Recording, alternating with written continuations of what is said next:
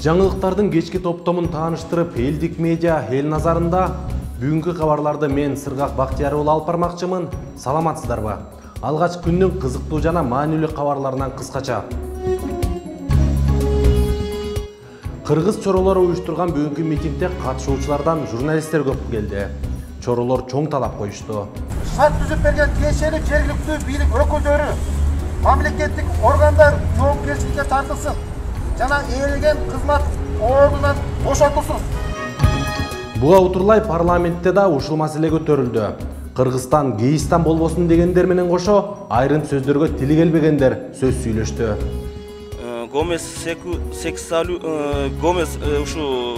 Гомосекс жөнүндө Кыргыз Республикасынын мыйзамы боюнча Буга чейин жабык мекеме жазасын өтөп келген саясатчы Карганбек Самаков абактан чыкты.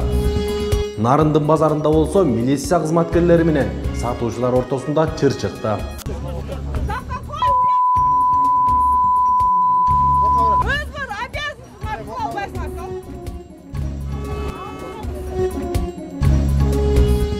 Ушул жана башка жаңылыктарды бир канча көзөрмемден соң толугураак баяндайбыз. Биздин жаңылыктарды элдик медиа сайтынан, Facebook жана YouTube баракчабыздан таба аласыздар. Ал үчүн катталып коюңуздар. Бүгүнкү күндө 8 март күнү Бишкекте өткөн феминисттердин жүрүшү боюнча каршы кагышуулардын күнү болду. Өздөрүн кыргыз чоролору деп атаган бирикме кала башчыларын ошол күнү феминисттерге уруксат берген үчүн айыптап чыкты. ЛГБТ мүчөлөрү борбордук аянтта желегин желбиретип, өздөрүн пропаганда кылышкан үчүн кайсы бир тарап жооп бериш керек дейт Кыргыз чоролор коомдук бирикмесинин башчысы Замирбек Көчөрбаев. Улуттук каада салтыбызга, улуттук баалуулуктарыбызга, улуттук ар намысыбызга шек келип атат. Ошону бир кайдыгер карабай, ушуларды жакшылап көңүл бурушубуз керек, урматтуу мугадат. Эми бүгүн бул жерге негизинен 3 талап менен чыгып атабыз. Мен айтып коеюн, окуп коеюн ошол талаптарды. Биринчи талап. Бишкек шаарында 2019 жылдын 8 март эл аралык майрам күнү феминисттик топтордун жүрүшүнө уруксат берип, алардын коопсуздугун камсыздап, шарт түзүп берген тиешелүү жергиликтүү бийлик өкүлдөрү мамлекеттик органдар жоопкерчиликке тартылсын жана ээлеген кызмат ордунан бошотулсун. Ошол эле учурда ЛГБТ мүчөлөрү жана феминисттерди колдоп чыккан айрым саясатчыларды да жоопко тартууну сунуштап, аларды эл чыккынчылары дегендей ой айтылды. Энелер күнүндө ушу 8 март ыйык биздин энелерибиздин аял затынын ыйык күнүндө пайдаланып, ушуну өзүнүн кызыкчылыгы үчүн пайдаланган биздин саясатчы Равшан Жээнбеков, Бита Карасатова, Эдил Байсалов окшогон адамдар жазасын алыш керек. Мындай адамдар жазасын алмайын биз оңолбойбуз. Мындай НПОлордун бизге эч кандай кереги жок. Бул митингке атайын уруксат кагазын 2 күн мурда таштап кетишкен. Чоролордун жарымы келбедиби айтор бүгүнкү чогулгандардан да чагылдырууга келген массалык маалымат каражаттары көп болду. Тынчтык митингге 1 саатка созулуп, уюштуруучулар Жогорку Кеңештин депутаттарына кат жазып, аны жеткирүү үчүн жөө жүрүш жасады. Бул мезгилде феминисттердин митинги коомчулукта кызуу талкууга түшүп, акыры парламентке чейин жетти. Жогорку Кеңеште атайын убакыт бөлүп, талкуулап да жиберишти. Жыйында мындай маселени талкуулоо уят дешсе, кайбир депутаттар унчукпаса, кайбири Кыргызстан гейстанга айланат деп жар салып ийди. Буга чейин 10 балага салып берем деген сыяктуу ачуу сөздөр менен белгилүү болгон депутат Жылдыз Мусабекова бүгүн парламентте гейстан деген сөздү көтөрдү. Улуттун уңгусуна балта чапкан 8 марттагы марш Орто Азияда биринчи болуп Кыргызстанда өткөндүгүн өкүнүч менен белгиледи. Ал гейлердин жөө жүрүшүнө укуктук баа берүүгө чакырды. Шайлоого барганда биздин жигиттердин баары айтат. 6 миллион калкпыз, буюрса 60 миллион калк болобуз деп. Эркек эркекке үйлөнүп атса каяктан 60 миллион калк болобуз. Анда унчукпай отура берели, парламент оозубузга талкан сулуп алгансы, эртең Кыргызстан эмес, Гейстан деген өлкөгө айланабыз. Коомчулукта резонанс жараткан жүрүш башка көз карашты таңуулап жаткандыгын айткан эл өкүлдөрү Бишкек шаардык мэриянын тийиштүү кызматкерлеринин маалыматын угушту. Жогорку Кеңештин жыйынында демократияны бетине жамынган айрым бейөкмөттүк уюмдардын бир топ жылдан берки иши максатына жеткендиги айтылды. Ошондуктан мен айтайын дагы ушул укук коргоо органдары силер жакшы иш алып барган эмессиңер ошол жердечи. Азыр деле кеч эмес, ошо уюштуруучуларды тапкыла азыр. Эгерде чет элдиктер келип ушул бул жерде митинг өткөзүп аткан бул туура эмес да андачы. Ошолор кармаш керек, ошолорго жоопкерчиликке тартыш керек. Кандай акысы бар алар? Чет өлкөлүктөр келип Кыргызстанда бизге ушундай митингдер уюштургангачы. Бул мыйзам бузуу эмеспи? Азыр биздин юристтер изилдеп атат. Эгер биз бул жерден мыйзам бузууну тапсак, биз сотко кайрылабыз. Биякта Балбак мырза туура айтып атат. Мыйзам бузулган жок, урматтуу туугандар. Бирок нарк бузулду. Эгерде күчүү адам улуу аксакалдан төргө өтүп кетсе, ал мыйзам бузулган эмес, ал нарк бузулган. Биз мыйзам менен жашаганыбызга быйыл 90 жыл болду. Бирок нарк менен жашаганыбызга 1000 жыл болду. Биздей аз улут үчүн нарк бул мыйзамдан да күчтүү. Бирок ошол эле учурда 8 марттагы митингди парламентте талкуулабай коюу тууралуу сунуштар дагы киргизилди. Депутат Дастан Бекешев муну талкуулаган эл аралык деңгээлде чоң уят десе, Жылдыз Мусабекова Кыргыздын улуттук баалуулугу тепселип жатса, андан уялбайсыңар да, гейлерди талкуулагандан уялып жатканыңар түшүнө алган жокмун деген сөзү буга жооп бергендей болду. Мен Кыргыздын кызымын, мен чыдаган жокмун да. Мына коңшу өлкөлөр шылдыңдап атат биздичи. Ары жок кыргыз дейт, көкбөрү ойноп, кыргыз деп калпак кийип, намыс деп туу көтөрбөй эле койгула ушундан кийин. Силердин көчөңөрдө гейлердиги кызыл тасыл желегин кийип, көтөрүп алып басып жүрөт депчи. Белгилүү болгондой, Кыргызстандын аймагында 14 000 эл аралык уюмдар иш алып барат. Айрымдарынын чагымчылдык иш аракетинен улам кыргыз элинин беделине доо кетпеш үчүн айрым мыйзамдарга тийиштүү өзгөртүүлөр киргизүү зарылдыгы белгиленди. Ал арада соц тармактарда депутат Тазабек Икрамовдун ушул маселе боюнча сүйлөгөн сөзү тарап, көпчүлүктү жылмайдырды. Анда айрым сөздөргө тили келбей жатканын көрүүгө болот. Гомес секс жөнүндө Кыргыз Республикасынын мыйзамы боюнча беренелерине карай турган болсок, бул мыйзам жалпыга маалымдоо каражаттарын жана коомдук жайларда пропагандоого тыюу салынган берене бар да. Эң негизги баалуулукту мына 8 март аялдар күнү ушу майрамдын ошол жердеги аялдар күнүн ушунчалык баркын кетирди да. 8 марттын баркын кетирди. Бул өтө жаман көрүнүш да.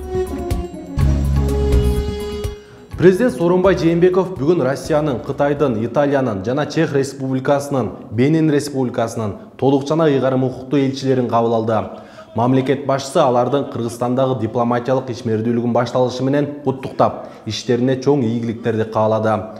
Ар бир элчи менен баарлашуу учурунда Сооронбай Жээнбеков кыргыз тарапка экономика, саясатка, туризмге, билим берүүгө, илим жана техникага байланыштуу бардык багыттар жана эки тараптуу кызыкчылык туудурган башка тармактар боюнча эки тарап жана көп тараптуу кызматташтыкка чоң маани берерин белгиледи. Эки тараптуу жана эл аралык уюмдардын алкагында мамилелерди бекемдөө жана ошондой эле элдерибиздин ортосундагы достукту тереңдетүү максатындагы бардык аракеттерди көрөсүздөр деп ишенем деп белгиледи президент Сооронбай Жээнбеков. Элчилер соода экономикалык, саясий жана маданий гуманитардык тармактарда өз ара пайдалуу мамилелерди өнүктүрүү үчүн бардык аракеттерди жумшай турганына Кыргыз Республикасынын президентин ишендиришти. Карганбек Самаков жатак абагына которулду. Бул тууралуу жазаларды аткаруу мамлекеттик кызматынан билдиришти. Кабыл алынган жаңы кодекстерге ылайык Самаков шарттуу түрдө бошотулду. Ошол эле учурда ага өлкөдөн сыртка чыкпоого милдеттендирилди. Бирок мурдагыдай эле манасчы, ырчы, чоорчулар менен иш алып бара берсе болот. Карганбек Самаков буга чейин жабык мекемеде жазасын өтөп келген.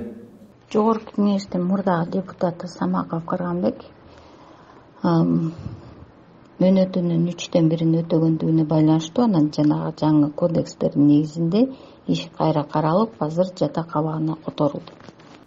Эске салсак, 2017 жылы 19 декабрда Бишкек шаарынын Октябрь райондук соту 262 гектар жер тилкесин мыйзамсыз трансформациялоо боюнча айыпталган жогорку кеңештин мурдагы депутаты Карганбек Самаковду 10 жылга күчөтүлгөн тартипке эркинен ажыратып, мүлкүн мамлекетке өткөрүп алуу чечимин кабыл алган. Дагы анын 1,5 жыл убактысы калды. Кыргызстанда алгачкы жолу заманбап тегирмен Ош шаарында курулду. Швейцария компаниясы иштеп чыгарган технологиясы бүгүн ишке кирди.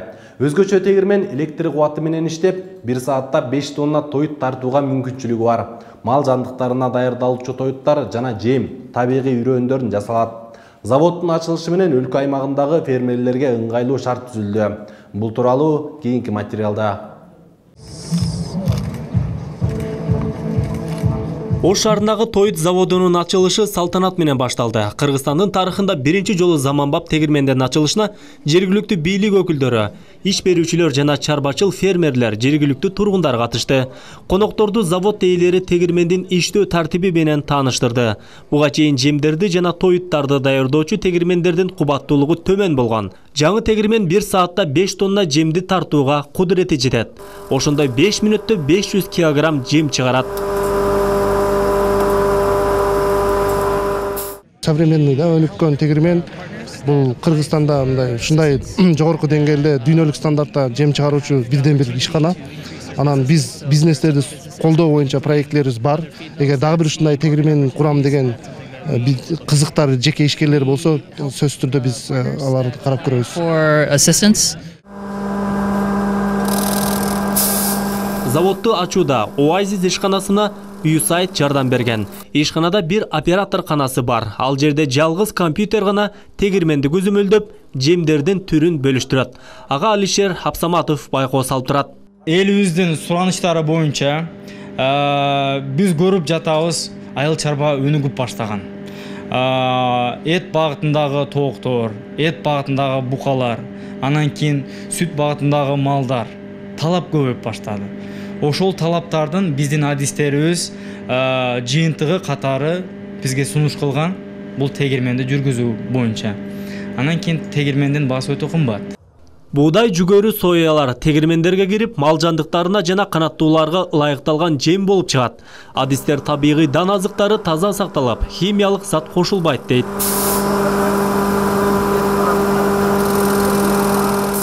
Ош шаарынын мэриясы бул ишкерлерге жагымдуу шарт түзүп бериш биздин биринчи милдетибиз деп билебиз. Анан бүгүнкү ачылган ишкана боюнча мен кошулуп кетем. Себеби дегенде азыр биздин айыл чарбасына өтө чоң маанилүү ишкана болуп турат. Себеби дегенде биздин өзүбүздүн ата мекендик продукцияларды биринчиден сатып алат, экинчиден иштетип чыгарып продукцияны кайра берет, казынабызга налог төгөт. Жем тегирменден жанчылап, тартылып бүткөн соң автоматтык түрдө каптарга салынат. Анда 1 саатта 7 тонна мүшөккө салынган жем даяр болот. Ар бир кап 40 килограммдан болуп, сатка чыгарылат. Şu tегирмен мен айтып өтөм Кыргызстан боюнча, şu Орто Азия боюнча, дүйнөнүн стандарт боюнча жем чыгарат. Биздин жемimiz аябай сапаттуу, жакшы. Биздин жем тоок боюнча, малдар боюнча, бөдөнө боюнча şu жемди чыгарабыз. Şu жем сапаттуу эң жакшы болот деп айтса болот. Заводдогу жем чыгаруучу жерде 15 адам эмгектенет. Жалпы 40 жумушчу бар. Аймактарды өнүктүрүү жана өлкөнү санариптештирүү жылынын алкагында ачылып жаткан завод фермерлерге ыңгайлуу шарт түзүүдө. Адыл Акжол уулу, Айбекүсөн, жаңылыктар.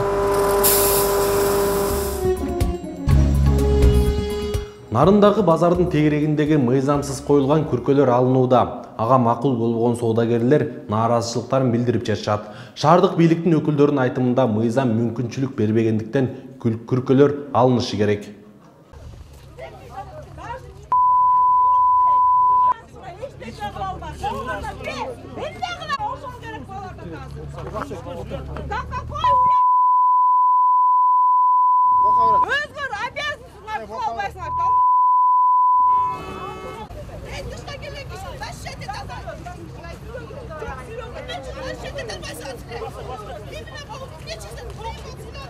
Мыйзамдын астында барыбыз бирдейбиз. Мыйзам чегинде гана иштер жүрүп атат чындыгында. Анан сиз айткандай эми 2 жылдан бери бир 60тан ашык күркөлөр алынды. Мунун баары эле ошол местный бюджетке акча түшүп турган мунун баарынан. Анан бүт баары мыйзамсыз. Анан биз баягы айткан шарттарга, талаптарга көнбөйт. Анан эми айла жок, алганга туура келип атат. Мен журналистика менен карап келатам. Ошондой эле элдик талкуу программасынын түз эфиринде бүгүн элдик табып Хашим Зайналиевдин соттук териштирүүдөн кийинки кайра жанданган ишмердүүлүгү жана маалымат алуу үчүн барган Апрель телеканалынын журналисттерине кол салуусу туурасында талкуу болуп өттү. Моорекин турсам жакшы көрүнөбү? Жаман көрүнөт, аябай да. Анан микрофонду ошенткөндө эмне? Ошол жакшы нерсе эмес, мына өмүр бою мен микрофон менен келатам. Кишинин укугун тебелеп, жанагындай ушундай баягы жок эле жерден барып алып эле сайгылап, артынан этектеп алып, анан ушинтип, бул деген журналисттик эмес. Бул деген барып турган ушул жанагы азыркы күндөгү баягы ажаандыктын эле бир формуласы. Талкуунун жүрүшүндө жарандык активист Айбек мырза, бул жерде кандай учур болбосун журналисттер керектүү маалымат алуу үчүн коомдук жайларга уруксаты жок эле кирүүгө укуктуу деди. Өзүнүн физикалык күчү менен тилер сүрүп чыгарып, журналисттерге мындай ошо маалыматты бербегени көптөгөн бир күдөн, бир резонанстуу ишти жаратып, көптөгөн күмөн ойлорду туудурат да. Бул талкуунун дагы бир коногу журналист Бейшенбек Бекешов. Ал журналист атын жамынып Апрель телеканалында иштегендер, жөн жерден жамандык издегендер. Хашим табып чыккандан бери артынан калбай кара пиар жасагандар экенин айтты. Бул жерде деген бул корпоративдик кызыкчылык, тармактын кызыкчылыгы, расмий медицинанын өзүнүн кызыкчылыгы, фармацевтиканын кызыкчылыгы, бүтүн жанагы онкологиянын кызыкчылыгы, кардиологиянын кызыкчылыгы, бүт бардыгы, андан башка да тармактар бар. Ошолордун бардыгы анан жанагындай элементарный мектептин баласынын акылы жете турган, логикасы жете турган нерселерди жасабай, ушу жерге ушинтип ызылдатып, анан кийин койго кой муну камап тыналы, өлтүрүп тыналы, дагы бирдеме кылып тыналы деген маселе менен ушинтип жүрүп атышат. Улуттук онкология борборунун балдар дарыгери Станбеков Султан болсо, Хашимге окшогон элдик дарыгерлер адам өлүп калса, эч кандай жоопкерчилик тартпайт дейт. Бардыгына укук берип коелу азыр эртең анда. Бардыгы кескилеп, бардыгы өлтүрүп. Ошол эле Зайналиев бир ай алдын эмчегин кесип туруп өлүп калган, ал каныбатып өлүп калган. Ошого жоопкерчилик тарткан жок, мына тартат деп атасыз. Эч кантип тарткан жок. Эмнеге десем, байке өткөндө өзү айтты. Алар өз калыбы менен суранган деп. Мейли анда эртең бардык бири-бирине барып калып сурап, мени кесип берсин деп барыша берсин, анда бардак болот. Медицина менен алектениш үчүн лицензия керек, ал үчүн билим алыш керек. Анын ошол эле Хашим Зайналиев тапшырсын мединститутка 6 жыл окусун, анан кийин неге ким уруксат бербейт? Берет, ал лицензия алат, ошондо бардыгы тартиби менен болот. Анда эртең мен деле көчөгө чыгып, машиналарды токтотуп, гаишник боло алайын, праваны окуп алып туруп, мен силерден жакшы билем, мен силерди кыйын билем деп. Анда тартипсиздик болуп калат биздин өлкөдө. Ушул жана башка дүйнөдө болуп жаткан кызыктуу окуялар, кызыктуу жаңылыктарды биздин элдик медиа сайтынан көрсөңүздөр болот. Амандыкта көрүшкөнчө сак саламатта туруңуздар.